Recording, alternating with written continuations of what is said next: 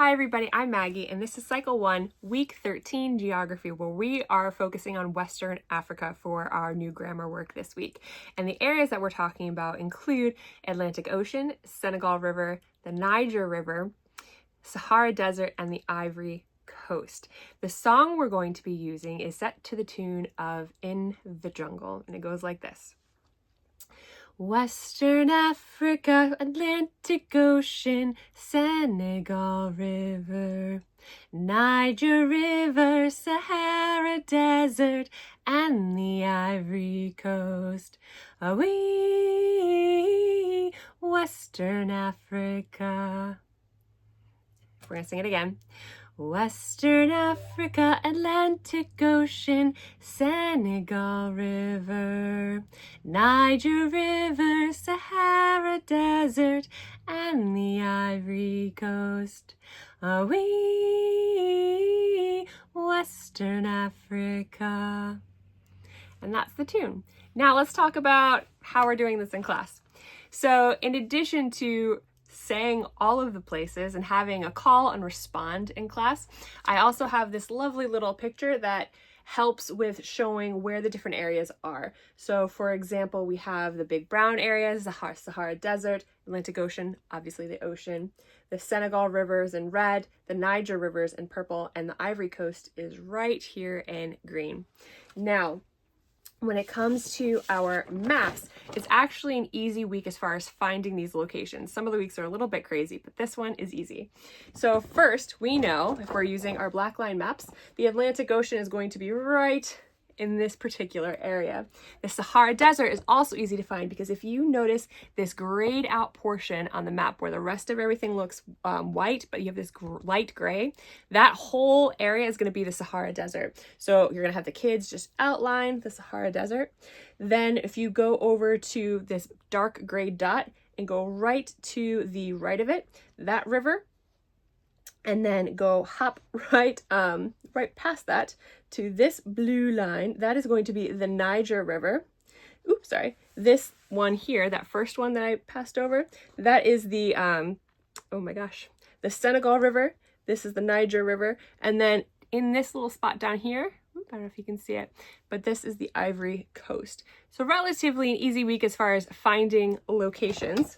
Now, other things that I do in class is I don't have a lot of parents in class, so we use passports. So the geography passport has all of the weeks in it, and what I use it for is that I will go and say, let's go to week 13.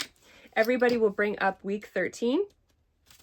So it'll look like this, Western Africa, and it'll have listed all of the different areas that we're looking for, but it also has highlighted here on this map where the locations are. So it allows me to have the kids have an extra set of eyes as far as when I'm like trying to point out the different geographical locations or to align them to a certain area.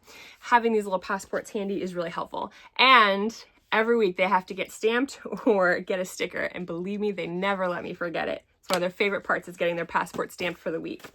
Next thing that we do is I go over the Adventures of Louisiana Jones. If you have not used this, this is an incredible resource. You can get it on CC Connected.